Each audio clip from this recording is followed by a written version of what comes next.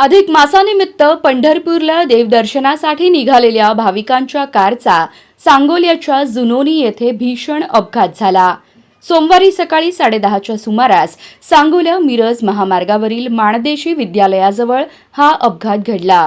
समोरील MH43 AJ 3447 क्रमांकाच्या कारचे टायर फुटल्याने मागील कारने जोरदार धडक दिली। धडकेनंतर कार दुभाजक ओलांडून रस्त्याच्या उजव्या बाजूला 3 ते 4 वेळा पलटी झाली। या अपघातात संदीप चिंतामणी भोसले वय 30 आणि रेखा चिंतामणी भोसले वय 65 दोघेही राहणार पलूस जिल्हा सांगली यांचा जागीच मृत्यू झाला। अपघातात ज्योती संदीप भोसले वय 25, विद्या अनिल भोसले वय 42, अनिल चिंतामणी भोसले, वेदांत भोसले, दुर्वा भोसले आणि वैभव भोसले हे जखमी झाले आहेत।